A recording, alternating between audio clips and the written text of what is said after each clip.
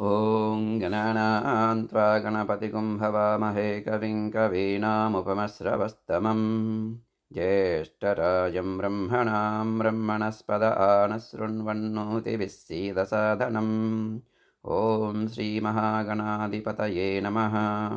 प्रणो देवी सरस्वती वाजयभिर्वाजनीवती धीनामवित्र्यवतु श्रीमहासरस्वत्यै नमः। गुरुर्ब्रह्मा गुरुर्विष्णुर्गुरुर्देवो महेश्वरः गुरुः साक्षात् परं ब्रह्म तस्मै श्रीगुरवे नमः। श्रीगुरुभ्यो नमः। हरिः ॐ। ॐ नमो भगवते रुद्राय आपदामपहर्तारं दातारं सर्वसम्पदां लोकाभिरामं श्रीरामं भूयो भूयो नमाम्यहम्। त्वमस्मिन् कार्यनिर्योगे प्रमाणं हरिसत्तमा अणुमन्यत्नमास्ताय दुःखक्षयकरो भव। असाध्यसाधकस्वामिन् असाध्यन्तमकिं वद। रामदूतकृपां सिन्धो मत्कार्यं साधय प्रभो। अधत्रयत्रिंशः सर्गः। सोऽवतीर्यद्रुमात् तस्मात् विद्रुमप्रतिमाननः विनीतवेषकृपणप्रणिपत्योपसृत्य च। सोऽवतीर्यद्रुमात् तस्मात् विद्रुमप्रतिमाननः विनीतवेषकृपणप्रणिपत्योपसृत्य च। तामब्रवीन्महातेजा हनूमान् मारुतात्मजः शिरस्यञ्जलिमादाय सीतां मधुरया गिरां कानुपद्मपलासाक्षि क्लिष्टकौसेयवासिनीं द्रुमस्य शाकामालं यतिष्ठसि त्वमनिन्दिते। किमर्थं तव नेत्राभ्यां वारिस्रवति शोकजं पुण्डरीकपलाशाभ्यां विप्रकीर्णमिवोदकम्। सुराणामसुराणां वा नागगन्धर्वरक्षसां यक्षाणां किन्नराणां का त्वं भवसि शोभने। का त्वं भवसि रुद्राणां मरुतां वा वरानने। वसूनां वा वरारोहे देवता प्रतिभासि मे। किन्नु चन्द्रमसां धीना पतिता विबुधालयात्। रोहिणी ज्योतिषां श्रेष्ठा श्रेष्ठा सर्वगुणान्विता। का त्वं भवसि कल्याणि त्वमनिन्दितलोचने। कोपाद्वा यदि वा मोहात् भर्तारमसि ते क्षणां। वसिष्ठं कोपयित्वा त्वं नासि कल्याण्यरुन्धतीम्। वसिष्ठं कोपयित्वा त्वं नासि कल्याण्यरुन्धतीं। को नु पुत्रपिता भ्राता भर्ता वा ते सुमध्यमाम्। अस्मान् लोकादमुल्लोकं गतत्वमनुशोषति। रोदनादतिनिःश्वासात् भूमिसंस्पर्शनादसि। न त्वां देवीमहं मन्ये राज्ञं संज्ञावधारणात्। व्यञ्जनानि च ते यानि लक्षणानि च लक्षये। महिषी भूमिपालस्य राजकन्यासि मे मता। रावणेन जनस्थानात् बलादपहृता यदि। सिता त्वमसि भद्रन्ते तन्ममा चक्ष्वपृच्छतः। यदा हि तव वैदैन्यं रूपं चाप्यतिमानुषम्। तपसा चान्वितो वेशस्त्वं राममहिषी ध्रुवं। सा तस्य वचनं श्रुत्वा रामकीर्तनहर्षिता। उवाच वाक्यं वैदेही हनुमन्तं द्रुमाश्रितं। पृथिव्यां राजसिंहानां मुख्यस्य विदितात्मनः। स्नुषा दशरथस्याहं शत्रुसैन्यप्रमादिनः। दुहिता जनककस्याहं वैदेहस्य महात्मनः। सीता च नाम्नाहं भार्या रामस्य धीमतः। समाध्वासत तत्राहं राघवस्य निवेशने। भुञ्जानामानुषान् भोगान् सर्वकामसमृद्धिनीं। तत्र त्रयोदशे वर्षे राज्ये नेक्ष्वाकुनन्दनम्। अभिषेचयितुं राजा सोपाध्याय प्रचक्रमे तस्मिन् सम्भ्रियमाणे तु राघवस्याभिषेचने कैकेयी रामभर्तारं देवी वचनमब्रवीतु न पिबेयन्न खादेयं प्रत्यहं मम भोजनं एष मे जीवितस्यान्तो रामो यद्यभिषिच्यते यत्तदुक्तं त्वया वाक्यं प्रीत्या नृपति सत्तमा तच्चेन्न विदतं कार्यं वनं गच्छतु राघवः स राजा सत्यवाग्देव्या वरदानमनुस्मरन् मुमोहवचनं श्रुत्वा कैकेय्या क्रोरमप्रियं ततस्तु स्थविरो राजा सत्ये धर्मे व्यवस्थितः ज्येष्ठं यशस्विनं पुत्रं रुदन् राज्यमयाचतां सपितुर्वचनं श्रीमानभिषेकात् परं प्रियं मनसा पूर्वमासाद्य वाचा प्रतिगृहीतवान् दध्यान्न प्रतिगृह्णीयान्न ब्रूयत् किञ्चिदप्रियम् अपि जीवितहेतोर्वा रामः सत्यपराक्रमः सह विहायोत्तरीयानि महार्हानि महायशाः विसृज्य मनसा राज्यं जनैन्यमां समादिशतु साहं तस्या कृतस्तोर्णं प्रस्थिता वनचारिणीं न हि मे तेन हीनाया वासस्वर्गेऽपि रोचते प्रागेव तु महाभागः सौमित्रिर्मित्रनन्दनः पूर्वजस्यानुयात्रार्धे द्रुमचीरैरलङ्कृतः ते वयं वत्तुरादेशं बहुमान्यदृढौ व्रताः प्रविष्टा स्म पुरा दृष्टं वनं गम्भीरदर्शनं वसतो दण्डकारण्ये तस्याहममितौजसः रक्षसापहृता भार्या रावणेन दुरात्मना 2 मासौ तेन मे कालो जीवितानुग्रहः कृतः ऊर्ध्वन्द्वाभ्यां तु मासाभ्यां ततस्त्यक्ष्यामि जीवितं रक्षसापहृता भार्या रावणेन दुरात्मना 2 मासौ तेन मे कालो जीवितानुग्रहः कृतः ऊर्ध्वन्द्वाभ्यां तु मासाभ्यां ततस्त्यक्ष्यामि जीवितम् इत्यार्षे श्रीमद् रामायणे वाल्मीकीये आदिकाव्ये सुन्दरकाण्डे 33 सर्गः समाप्तः। आपदामपहर्तारं दातारं सर्वसम्पदां लोकाभिरामं श्रीरामं भूयो भूयो नमाम्यहं त्वमस्मिन् कार्यनिर्योगे प्रमाणं हरिसत्तमा हनुमन्यत्तमास्ताय दुःखक्षयकरो भव। अध चतुस्त्रिंशः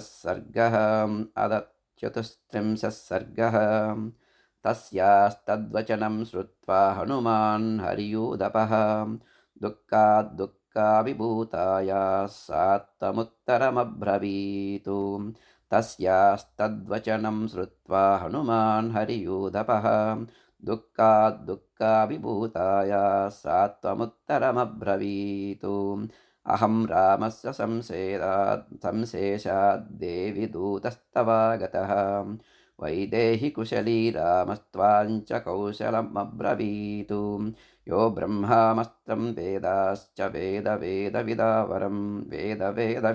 वरः सत्वां दाशरथी रामो देवि कौशलमब्रवीतु लक्ष्मणश्च महातेजा भर्तुस्तेऽनुचरप्रियः कृतवान् शोकसन्तप्तः शिरसा ते विवादनं सातयो कुशलं देवी निशम्य नरसिंहयोः प्रीतिसंवृष्टसर्वाङ्गी हनुमन्तमदाब्रवीतु कल्याणी बत गादेयं लौकिकी प्रतिभाति मां येति जीवन्तमानन्दो नरं वर्षशतादपि तया समागते तस्मिन् प्रीतिरुत्पादिताद्भुतां परस्परेण चाप्लापं विश्वस्तौ तौ प्रचक्रतुः तस्यास्तद्वचनं श्रुत्वा हनुमान् हरिदुयूदपः सीताया शोकदीनाया समीपमुपचक्रमे यदा यदा समीपं स हनुमानुपसर्पति तदा तदा रावणं साततं सीता परिशङ्कते अधो दिग्दुष्कृतमिदं कथितं हि यदस्य मे रूपान्तरमुपागम्य स एवायं हि रावणः तामशोकस्य शाखां सा विमुक्ता शोककर्षिता तस्यामेवानवद्याङ्गी धरण्यां समुपाविशत् हनुमानपि दुःखार्तं तां दृष्ट्वा भयमोहिताम् अवदन्तमहाबाहुस्ततस्त्वां जनकात्मजां सा चैनं भयवित्रस्ता भूयो नैवाभ्युदैक्षत तं दृष्ट्वा वन्दमानं तु सीता शशिनिवारणा अब्रवीद्दीर्घमुच्चस्व वानरं मधुरस्वर मायां प्रविष्टो मायावी यदि त्वं रावणः स्वयम् उत्पादयसि मे भूयः सन्तापं तन्न शोभनम् स्वं परित्यज्य रूपं यः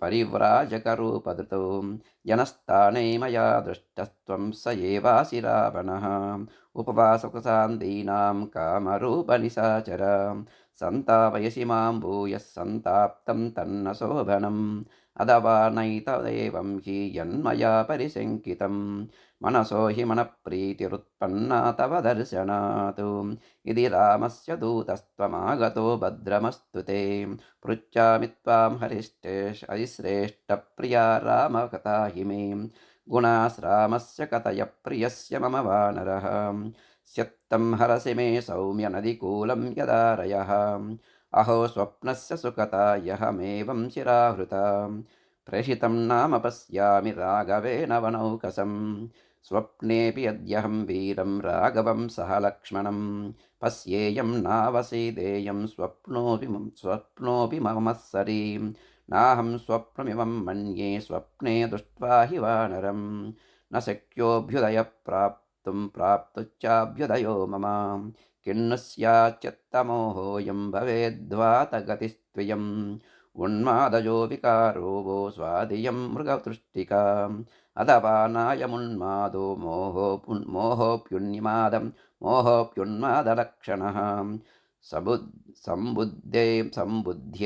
सम्बुध्ये चाहमात्मानमिमं चापि वनौकसम् इत्येवं बहुधा सीता सम्प्रदार्य बलाबलम् रक्षसां कामरूपत्यान्मेनेतं रक्षसाधिपम् एतां बुद्धिं तदा कृत्वा सीता सा तनुमध्यमा न प्रतिव्याजहारादा वानरं जनकात्मजां सीतायाश्चिन्तितं बुद्ध्वा हनुमान् मारुतात्मजः श्रोत्रानुकूलैर्वर्णनैस्तदा तां सम्प्रहर्षयत् आदित्य इव तेजस्वी लोककान्तस्य यथा राजा सर्वस्य लोकस्य देवो वैश्रवणो यदा विक्रमेणोपपन्नश्च यदा विष्णुर्महायशः सत्यवादी मधुरवाग्देवो वाचस्पतिर्यदा रूपवान् सुभगः श्रीमान् कन्दर्प इव मूर्तिमान् स्थानक्रोधप्रहर्षा प्रहर्ता च श्रेष्ठो लोके महारथः बहुच्छायामवष्टभ्यो यस्य लोको महात्मनः अपकृष्याश्रमपदान् मृगरूपेण राघवं शून्ये येनापनीतासि तस्य द्रक्षिति यत्फलं न चिदाद्रावणं सङ्ख्येयो वदिष्यति वीर्यवान् रोषप्रमुक्तैरिषुभिर्ज्वलद्भिरिव पावकैः तेनाहं प्रेषितो दूतत्वः सकाशमिहागतः तद्वियोगेन दुःखार्तः सत्त्वां कौशलमब्रवीत् लक्ष्मणश्च महातेजा सुमित्रानन्दवर्धनः अभिवाद्य महाबाहुः सत्त्वां कौशलमब्रवीत् रामस्य शुशुका देवी सुग्रीवो नाम वानरः राजा वानरमुख्यानां सत्त्वां कौशलमब्रवीत् नित्यं स्मरति रामस्त्वां स सुग्रीवः स लक्ष्मणः दिष्ट्या जीवसि वैदेहि राक्षसी वशमागता न चिराद्रक्ष्यसे रामं लक्ष्मणं च महाबलं मध्ये वानरकोटीनां सुग्रीवं चामितौजसम् अहं सुग्रीवसचिवो हनुमान् नाम वानरः प्रविष्टो नगरीं लङ्कां लङ्घयित्वा महोदधिं कृत्वा मूर्ध्निपदन्यासं रावणस्य दुरात्मनः त्वां द्रष्टुमयमुपयातोऽहं त्वां द्रष्टुमुपयातोऽहं समाश्रित्य पराक्रमं नाहमस्मि तदा देवि यदा मामवगच्छति यदा मामवगच्छति विशङ्क्या त्यज्यतामेषा श्रद्धस्व वदतो मम नाहमस्मि तदा देवि यदा मामवगच्छसि विशङ्का त्यज्यतामेषा श्रद्धस्व वदतो मम इत्यार्षे श्रीमद् रामायणे वाल्मीकीये आदिकाव्ये सुन्दरकाण्डे 34 सर्गः समाप्तः। आपदामभर्तारं दातारं सर्वसम्पदां लोकाभिरामं श्रीरामं भूयो भूयो नमाम्यहं त्वमस्मिन् कार्यनिर्योगे प्रमाणं हरिसत्तमां हनुमन्यत्नमास्ताय दुःखक्षयकरो भव। अद 35 सर्गः। तान्तु रामकथां श्रुत्वा वैदेही वानरर्षभातु उवाच वदनं सा त्वमिदं मधुरया गिरा। तान्तु रामकथां श्रुत्वा वैदेही वानरर्षभातु उवाच वचनं सा त्वमिदं मधुरया गिरा। क्व ते रामेण संसर्गः कथं जानासि लक्ष्मणं वानराणां नराणां च कथमासीत् समागमः। यानि रामस्य लिङ्गानि लक्ष्मणस्य च वानरः तानि भूयः समाचक्ष्व मां शोकः समाविशेत्। कीदृशं तस्य संस्थानं रूपं रामस्य कीदृशं कथमूरु कथं बाहु लक्ष्मणस्य च शंसमे। एवमुक्तस्तु वैदेह्या हनुमान् पवनात्मजः ततो रामं यदा तत्त्वमाख्यातुमुपचक्रमे। जानन्ति बत दिष्ट्या मां वैदेहि परिपृच्छसि वर्तुः कमलपत्राख्य संस्थानं लक्ष्मणस्य च यानि रामस्य सिंहानि लक्ष्मणस्य च योनि वै लक्षितानि विशालाक्षि वदतः शृणुतानि मे। रामः कमलपत्राक्षः सर्वसत्त्वमनोहरः रूपदाक्षिण्यसम्पन्नः प्रसूतो जनकात्मजे। तेजसादित्यसङ्काशः क्षमया पृथिवी समः बृहस्पतिसमो बुद्ध्या यशसा वासवोपमः। रक्षिता जीवलोकस्य स्वजनस्य च रक्षिता स्वस्य वृत्तस्य धर्मस्य च परन्तपः। रामो भामिनि लोकस्य चातुर्वर्ण्यस्य रक्षिता मर्यादानां च लोकस्य कर्ता कारयिता च सः। अच्युष्मानच्युतो नित्यं ब्रह्मचर्यव्रते स्थितः साधूनामुपकारज्ञः प्रचारज्ञश्च कर्मणां राजविद्याविनीतश्च ब्राह्मणानामुपासिता श्रुतवान् शीलसम्पन्नो विनीतश्च परन्तपः। यजुर्वेदविनीतश्च वेदविद्भिः सुपूजितः धनुर्वेदे च वेदेषु वेदाङ्गेषु च निष्ठितः। विपुलांसो महाबाहुः कम्बुग्रीवः सुभाननः गूढजत्रुः सुताम्राक्षो रामो देवि जनैः श्रुतः। दुन्दुभिस्वननिर्घोषस्निग्धवर्णप्रतापवान् समः समविभक्ताङ्गो वर्णं श्यामं समाश्रितः। त्रिस्थिरस्त्रिप्रबलश्च त्रिसमस्त्रिषु चोन्नतः त्रिताम्रस्त्रिषु च स्निग्धो गम्भीरस्त्रिषु नित्यशः। त्रिबलीमास्त्रं वनतश्चतुर्वङ्गस्त्रिशीर्षवान् चतुष्कलशचतुर्वेकश्चतुष्किष्किश्चतुस्समः चतुर्दशसमद्वन्द्वश्चतुर्दंशश्चतुर्गतिः महोष्टहनुनासश्च पञ्चस्निग्धोष्टवंशवान् दशपद्मो दशबृहत्त्रिभिर्व्याप्तो द्विशुक्लवान् षडुन्नतो नवतनुस्त्रिभिर्व्याप्नोति राघवः। सत्यधर्मपरश्रीमान् सग्रहानुग्रहे रतः देशकालविभागज्ञः सर्वलोकप्रियं वदः। भ्राता च तस्य द्वयमात्रः सौमित्रपराजितः अनुरागेण रूपेण गुणैश्चैव तदाविदः। तावौ नरशार्दूलौ त्वद्दर्शनसमुत्सुकौ विचिन्वन्तौ मस्नाभिरमिसङ्गतौ त्वामेव मार्गमानौ तो विचरन्तौ वसुन्धरां ददर्श तुर्मुगपतिं पूर्वजेनेव रोपितम् ऋष्यमोकस्य पृष्ठे तु बहुपादपसङ्कुले भ्रातुर्भयात्तमासीनं सुग्रीवं प्रियदर्शनं वयं तु हरिराजन्तं सुग्रीवं सत्यसङ्गरं परिचर्यास्महे राज्यात् पूर्वजेनावरोपितं ततस्तौ चिरवसनौ धनुप्रवरपाणिनौ ऋष्यमूकस्य शैलस्य रम्यं देशमुपागतौ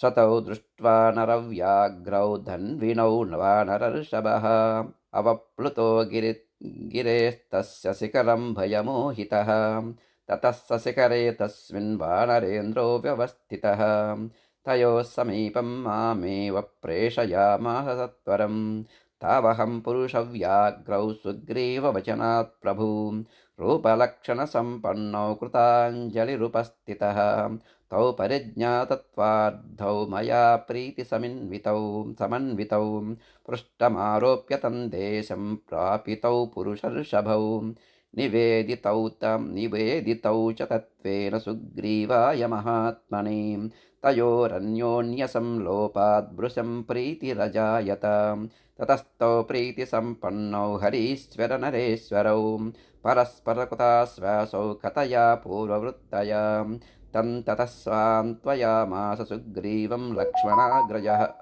स्त्रीहेतोर्वालिना भ्रात्रा निरस्तमरुतेजसा ततस्त्वन्नाशनं शोकं रामस्याक्लिष्टकर्मणः लक्ष्मणो वानरेन्द्राय सुग्रीवाय न्यवेदयत् सश्रुत्वा वानरेन्द्रस्तु लक्ष्मणे नेरितं वचः तदासी निष्पवरोत्यर्धं ग्रहग्रस्त इवांशुमानं ततस्त्वद्गात्रशोभिनि रक्षसा ह्रियमाणया यान्याभरणजालानि पातितानि महीतले तानि सर्वाणि रामाय आनीय हरियूदपाः संहृष्टा दर्शयामासुर्गतिं तु न निदुस्तवां तानि रामाय दत्तानि मयैवोपहृतानि च स्वर्णवन्त्यवकीर्णानि तस्मिन् विगतचेतसि तान्यङ्के दर्शनीयानि कृत्वा बहुविधं तव तेन देवप्रकाशेन देवेन परिदेवितं पश्यतश्चानिरुदतस्त्वां यतश्च पुनः पुनः तां यतश्च पुनः पुनः प्रादीपयन् दाशरथेस्तानि शोकहुताशनम् शयितं च शिरन्तेन दुःखार्तेन महात्मना मयापि विविधैर्वाक्यैः कृच्छिरादुत्थापितः पुनः तानि दृष्ट्वा महर्षाणि दर्शयित्वा मुहुर्मुहुः राघवः सह सौमित्रिः सुग्रीवे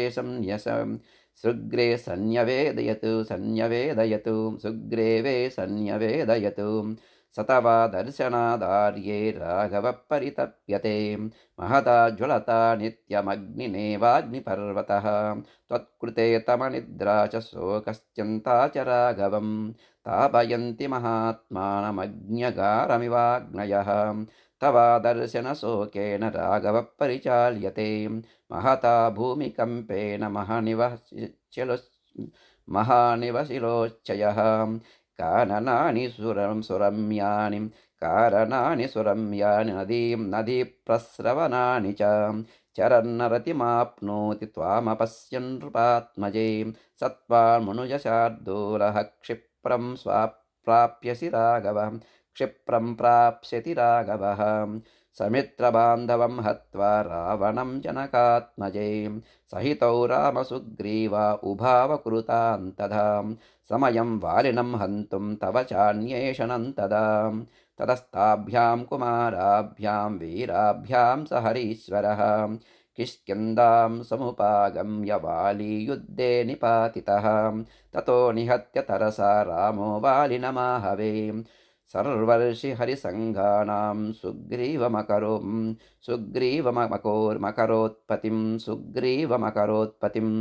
रामसुग्रीवयोरैक्यं देव्येवं समजायत अनुमन्तं च मां विद्धि तयोर्दूतमिहागतं स्वराज्यं प्राप्य सुग्रीवः समानीय हरीश्वरान् त्वदद्धं प्रेषयामास दिशो दशमहाबलान् आदिष्टावानरेन्द्रेण सुग्रीवेण महायशा अद्विराजप्रतीकाशाः सर्वतः प्रस्थिता महीं ततस्तु मार्गमानास्ते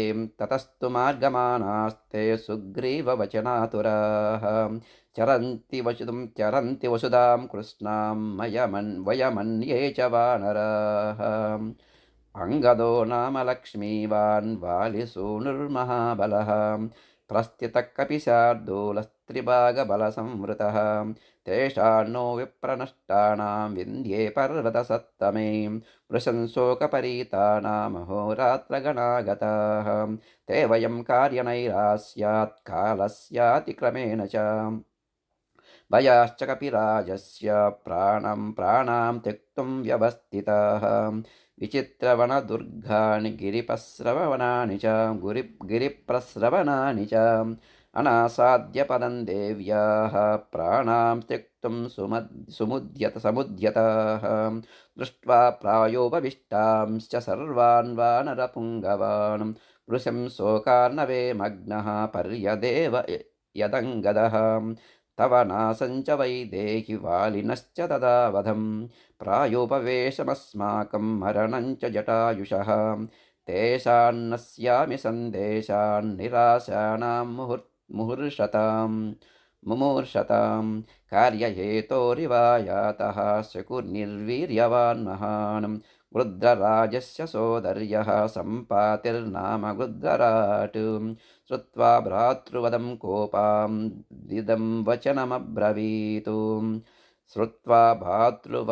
कोपादिदं वचनमब्रवीत् यवीयान् केन मे भ्राता हतः क्वच निपातितः एतदाख्यातुमिच्छामि भवद्भिर्वानरोत्तमाः अंगदो कथयत्तस्य जनस्थाने महद्वदं रक्षसा भीमरूपेण त्वामुद्दिश्य यदा सुखं जटायुषो वदं श्रुत्वा दुःखितः सोरुणात्मजाः त्वां शशंस वरारोहे वसन्तीं रावणालये तस्य तद्वचनं श्रुत्वा सम्पाते प्रीतिवर्धनम् अंगदप्रमुखास्तूर्णं ततः सम्प्रस्थिता वयं विद्यादुत्थाय सम्प्राप्ताः सागरस्यान्तमुत्तरं तद्दर्शनकृतोत्साहं पृष्टास्तुष्टा प्लवङ्गमाः अंगदप्रमुखाः सर्वे वेलोपान्तमुपस्थिताः चिन्तां जग्मुः पुनर्भीता त्वद्दर्शनसमुत्सुकाः अदाहं हरिसैन्यस्य सागरं प्रेक्षसीदतः व्यवधूय भयं तीव्रं योजनानां शतं प्लुतः लङ्का चापि मया रात्रौ प्रविष्टा राक्षसाकुला रावणश्च मया दृष्टत्वच शोकपरिप्लुता एतत्ते सर्वमाख्यातं यदा वृत्तमनिन्दिते अभिभासस्व मां देवि दूतो दाशरथेरहं तमां रामकृतोद्योगं त्वन्निमित्तमहागतं सुग्रीवसचिवं देवि बुद्ध्यस्व पवनात्मजं कुशली तव काकुत्सः सर्वशस्त्रवृताम्बरः गुरोराराधने युक्तो लक्ष्मणश्च सुलक्षणः तस्य वीर्यवतो देवि भर्तुस्तव हिते रतः अहमेकस्तु सम्प्राप्तः सुग्रीववचनादिह मयेयम सहायेन चरता कामरूपिणा दक्षिणादिगनुक्रान्ता त्वन्मार्गविषयैषिणां दिष्ट्याहं हरिसैन्यानां त्वन्नाशमनुशोचताम् अपनेष्यामि सन्तापं तवाभिगमशंसनात्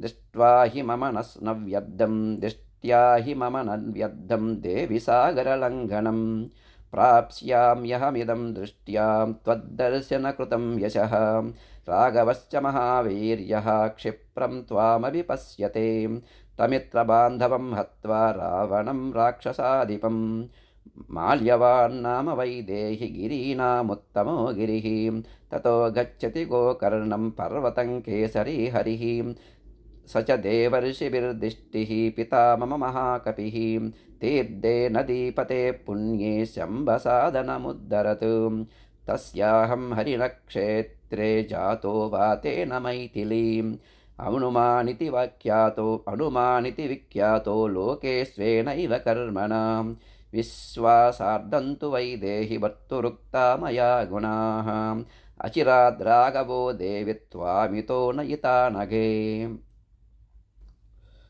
एवं विश्वासिता सीता येतुभिश्शोककर्षिता उपपन्नैरभिज्ञानैर्दूतं तवमगच्छति अतुलञ्च गता हर्षं प्रहर्षेण च जानकी नेत्राभ्यां वक्रपक्ष्माभ्यां मुमोचानन्दजञ्जलं चारु तद्वचनं तस्या ताम्रशुक्लायते क्षणम् अशोभत विशालाक्ष्या राहुमुक्त इवोडुराट् हनुमन्तं कपिं व्यक्तं मन्यते नान्यतेति सा अथोवाच हनूमांस्तामुत्तरं प्रियदर्शनाम् एतत्ते सर्वमाख्यातं समास्यसि मैथिलीं किं करोमि कथं वा ते रोचते प्रियमाम्यहं रोचते प्रतियाम्यहम् अते सुरे सय्यन्ति शम्भसाधने कपिप्रवीरेण महर्षिशोधनात् ततोऽस्मि वायुप्रभो हि मैथिली प्रभावतस्तत्प्रतिमश्च वानरः अते सुरे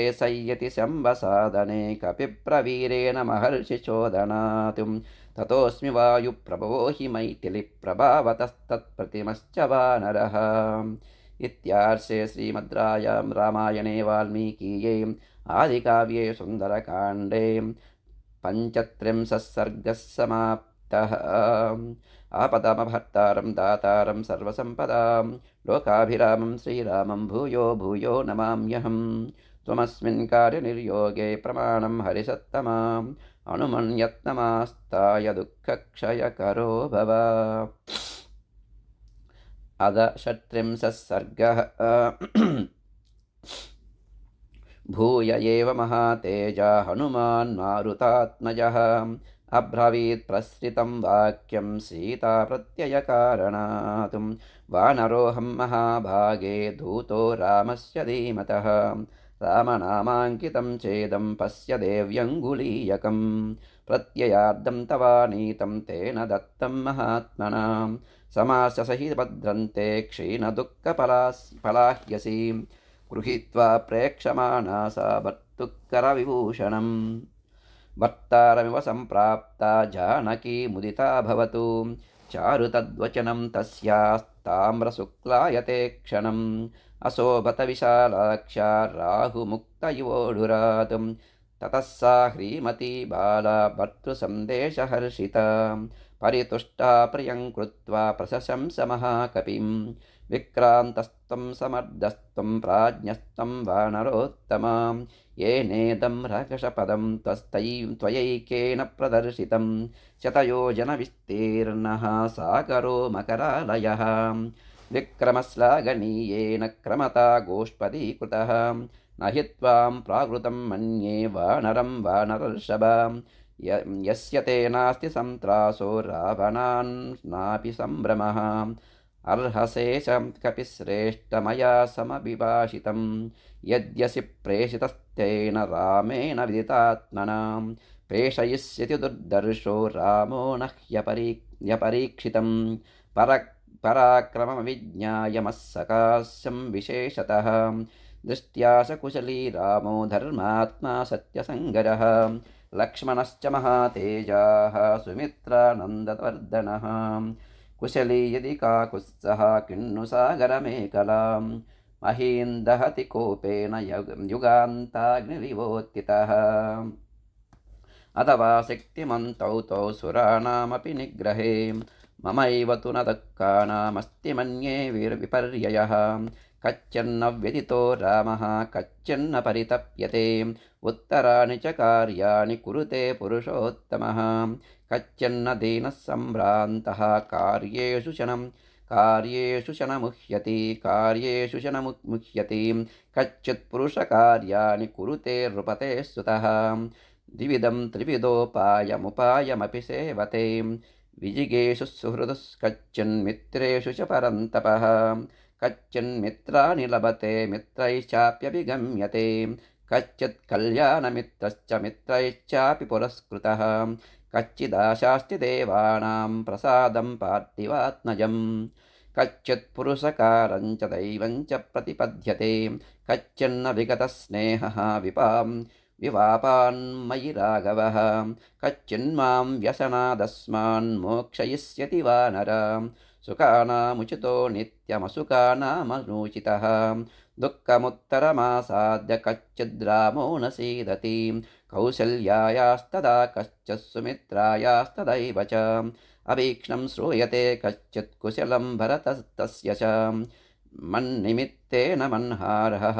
कच्चिच्चोकेन राघवः कच्चिन्नान्यमना रामः कच्चिन्मां तारयिष्यति कच्चिदक्षौहिणीं भीमां भरतो भातृवत्सलः ध्वजिनीं मन्त्रिभिर्गुप्तां प्रेषयिष्यति मत्कृते वानराधिपति श्रीमान् सुग्रीवः कच्चिदेष्यति मत्कृते हरिभिर्वीरैर्मृतो दन्तनकायुधैः कच्चिच्च लक्ष्मणशूरः सुमित्रानन्दवर्धनः अस्त्रविच्छरजालेन राक्षसान् विदमिष्यति रौद्रेण कच्चिदस्त्रेण ज्वलता निहतं रणे द्रक्ष्याम्यल्पेन कालेन रावणं ससुहृज्जनम् कच्चन्न तद्देम समानवर्णं तस्याननं पद्मसमानगन्धी मया विना शुष्यसि शोकदीनं जलक्षये पद्ममिवातपेन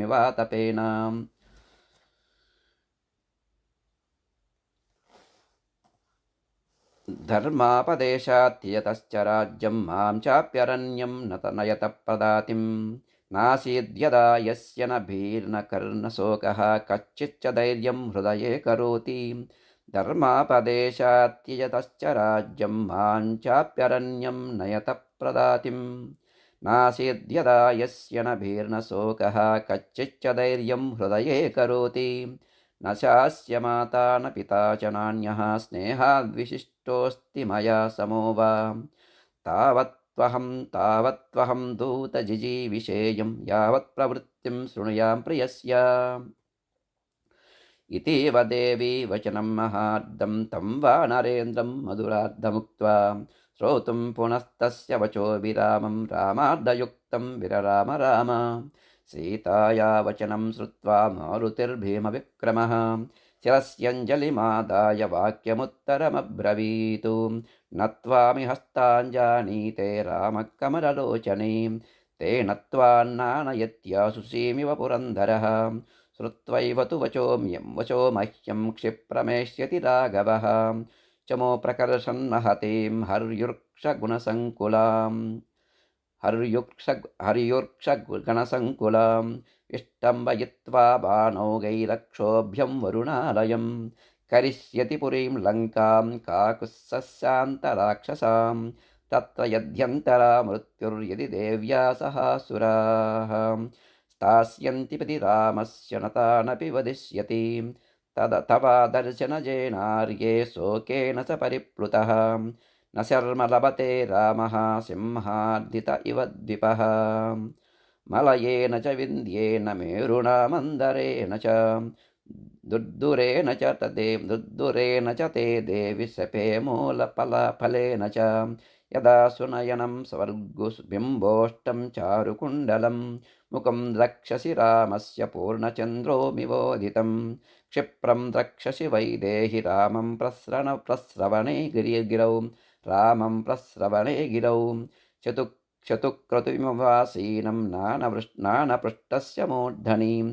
समांसं राघवो भुक्ते न चापि मधुसेवते वन्यं सुविहितं नित्यं भक्तमस्नाति पञ्चमं नैव दंशान्न मामकशान्न कीटान्न सरीपृशां नवदंशान्न मशकान्न कीटान्न सरीपृशां राघवोपनयेद्गात्रात् त्वद्गतेनान्तरात्मना नित्यं ध्यानपरो रामो नित्यं शोकपरायणः नान्यत्यन्तयते किञ्चित् स तु कामवशङ्गतः अनिद्रः सततं रामः सुप्तोऽपि च नरोत्तमः सीतेति मधुरां वाणीं व्याहरन् प्रतिबुध्यते दृष्ट्वा फलं वा पुष्पं वा यद्वान्यत् मनोहरं बहुशोः प्रियेत्येवं स्वसंस्थां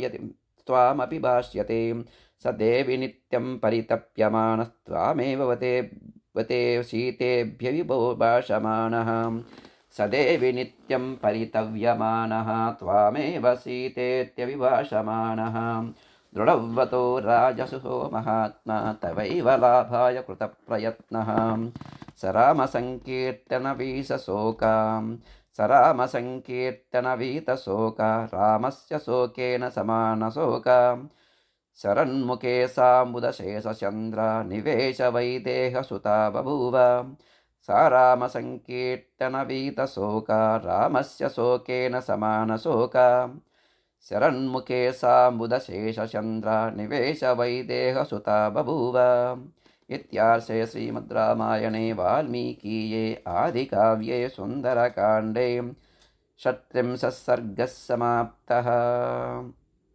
आपदामपहर्तारं दातारं सर्वसम्पदां लोकाभिरामं श्रीरामं भूयो भूयो नमाम्यहं त्वमस्मिन् कार्यनिर्योगे प्रमाणं हरिसत्तमां हनुमन्यत्नमास्ताय दुःखक्षयकरो भव यदक्षरपदभ्रष्टं मात्राहीनं च यद्भवेत् तत्सर्वं क्षम्यतां देव नारायण नमोऽस्तु ते विसर्गबिन्दुमात्राणि पदपादाक्षराणि च न्यूनानि चातिरिक्तानि क्षमस्व पुरुषोत्तमः कायेन वाचा मनसेन्द्रियैर्वा बुद्ध्यात्मना वा कृते स्वभावात् करोमि यद्यः सकलं परस्मै नारायणायेति समर्पयामि श्रीमन्नारायणायेति समर्पयामि सर्वं श्रीकृष्णार्पणमस्तु।